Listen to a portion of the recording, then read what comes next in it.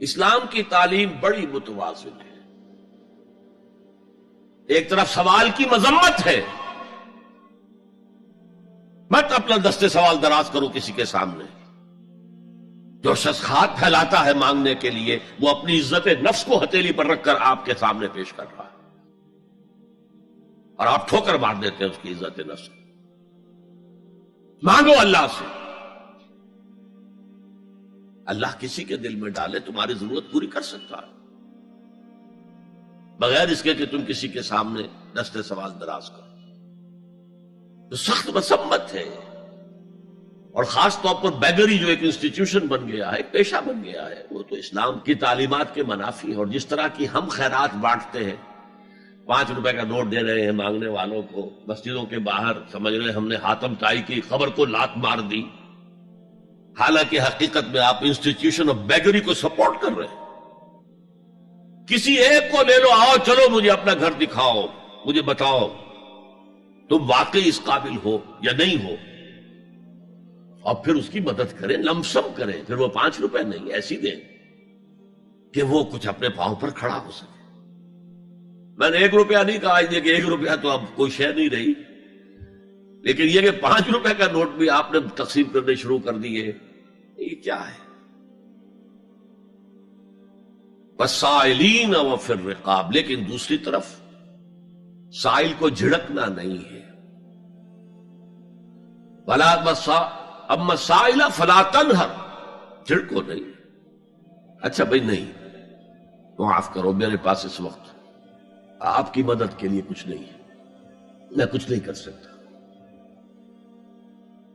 تو ان دونوں کے درمیان اصل میں معاملہ ہونا چاہیے. بلکہ یہاں تک بھی فرمایا سائل کو ضرور دو، چاہے وہ گھوڑے پر سوار ہو کر تمہارے دروازے پہ آیا. کیا پتا اس کی واقعی الجھن کیا ہے.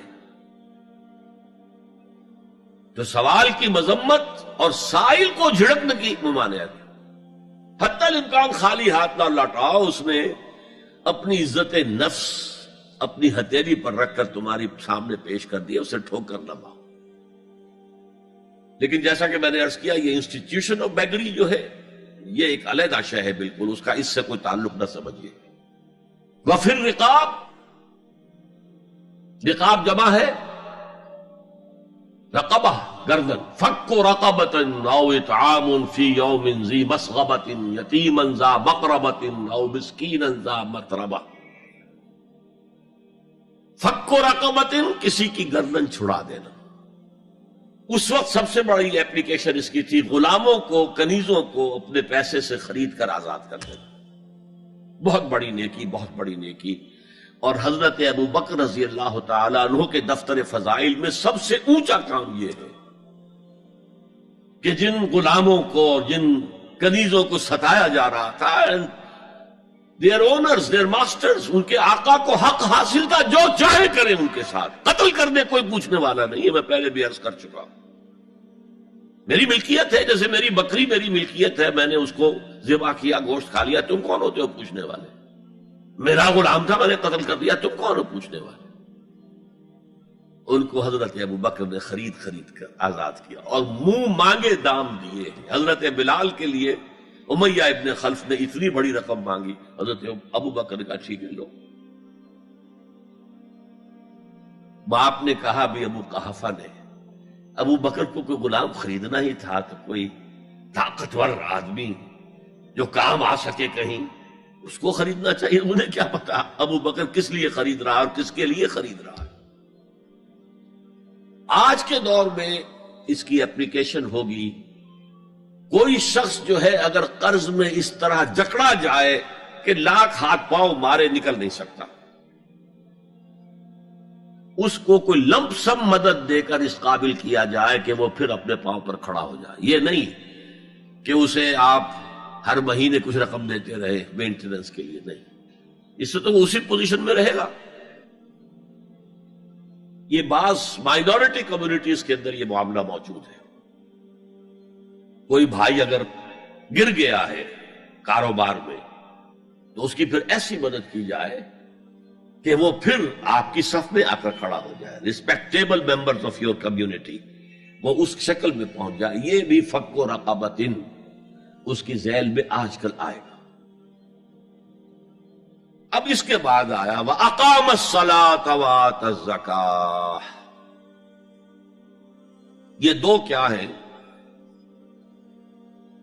یہ عبادات کی شکل میں دو ستون ہیں جو ان دو چیزوں کو سپورٹ کرتے ہیں جو اب تک بیان ہوئی ہیں.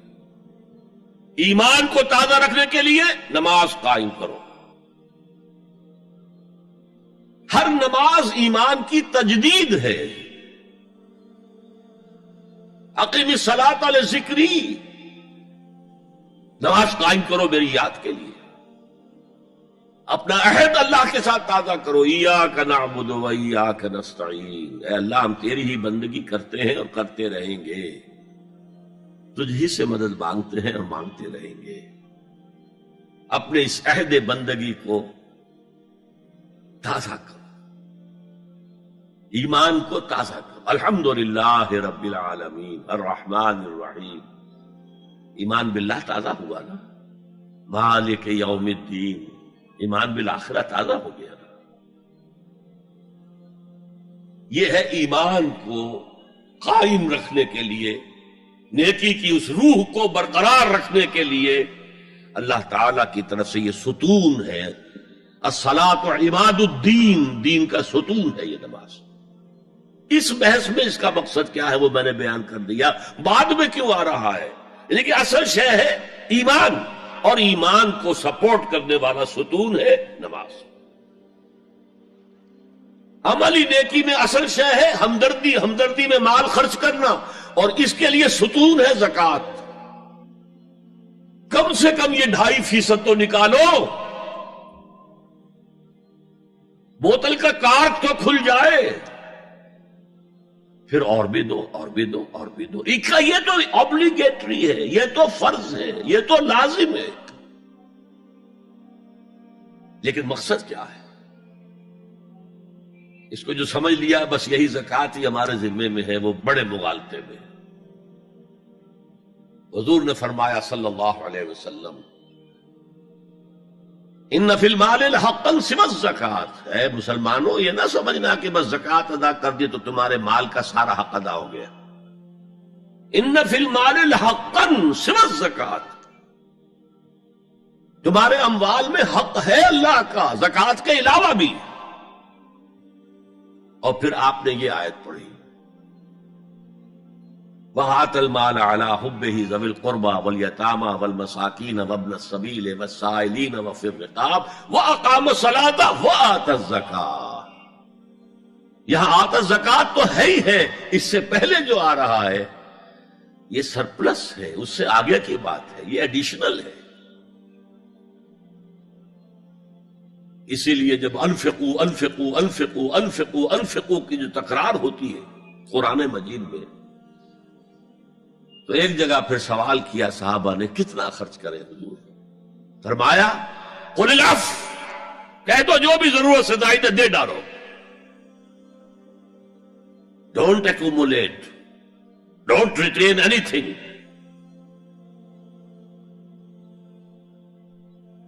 ایک بات آپ سے کہوں، آپ کچھ چونک جائیں گے.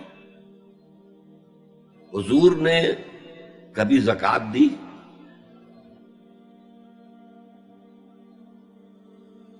کبھی نصاب کے بقدر پیسہ آپ کے پاس جمع ہوا کہ آپ پر زکوٰۃ واجب ہوتی؟ کیسی عجیب بات ہے. ارکان دین میں سے ایک رکن سرے سے غائب. کبھی آپ نے مال رکھا ہی نہیں. حضور کا اسوہ ہم جانتے ہیں، مسواک کر لی ہے، پانچے جو ہے ٹخنے سے اوپر کر لیے ہیں، یہ اسوہ ہے. ہاں ہے، یہ بھی ہے، ٹھیک ہے، سنت ہے. اسوہ تو یہ ہے. اور صرف آپ کا نہیں، جنہیں ہم کہتے ہیں فقراء صحابہ، ابو ہریرہ، ابو ذر، سلمان فارسی، علی رضی اللہ تعالی عنہ اجمعین، یہ فقراء صحابہ میں سے تھے. کبھی کچھ نہیں رکھا اپنے پاس. میں نے بتایا تھا آپ کو شاید کہ حضرت علی کی جب شادی ہو رہی تھی حضرت فاطمہ سے، کوئی مکان تھا ہی نہیں، کہاں لے کے جائے؟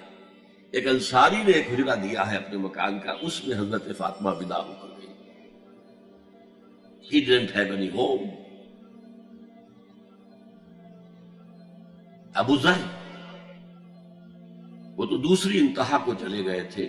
قانون یہی ہے، حلال سے کماؤ، اگر ایک حد سے آگے بڑھ جائے تو زکات دے دو، باقی تمہارے اختیار میں ہے، دینا چاہو دو، نہ دینا چاہو رکھو اپنے پاس.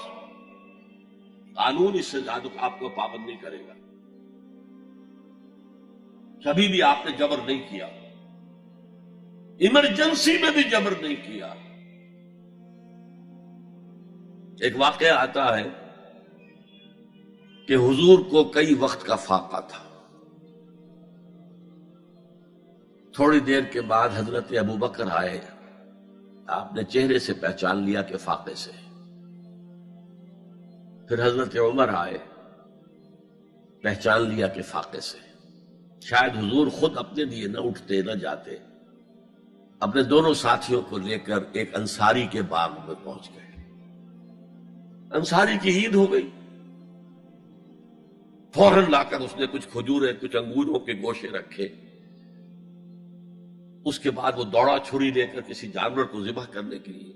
یہ ساری تفسیریں میں کیا بتا رہا ہوں. مال یہ نہیں تھا کہ مدینے میں سبھی فاقے سے تھے، موجود تھے جن کے پاس مال تھا، لیکن جبرن آپ نے کسی سے کچھ نہیں لیا. جب وہ چھری لے کر چلا، فرمایا دیکھنا کسی دودھ والے جانور کو نہ ذبح کرنا. بہرحال کچھ دیر کے بعد وہ گوشت پکا کر لایا، روٹیاں رکھی. اس کے بعد حضور نے ایک روٹی پر چند بوٹیاں رکھ کر کہا یہ عائشہ کو دے آؤ، اسے بھی کئی وقت کا فاقہ ہے. اور پھر حضرت عمر کی طرف رخ کر کے کہا عمر یہ ہیں وہ نعمتیں جس کا حساب دینا پڑے گا اللہ کے ہاں. فَأَمَّا بِنِعْمَةِ رَبِّكَ فَحَدِّثْ، اور یہ جو فرمایا گیا الہاکم التکاثر میں نعمتوں کا حساب لیا جائے. وَلَا تُسْأَلُنَّ يَوْمَئِذٍ عَنِ النَّعِيمِ، فرمایا یہ نعمتیں ہیں. یہ ہے اصل میں انفاق کا معاملہ. آپ کے اس پر چھوڑ دیا گیا ہے. جتنا بھی آپ میں جذبہ ہے، جتنا بھی آخرت کا یقین ہے، اتنا ہی آپ پسند کریں گے کہ آخرت کے بینک میں جمع کرائیں، یہاں کے بینکوں میں کیوں جمع کرائیں. یہاں کتنا دے دیں گے آپ کو؟ 10%، 20%. وہاں 700% ملتا ہے. 700% نہیں، 7,000، 700 گنا. Why to keep it in these banks?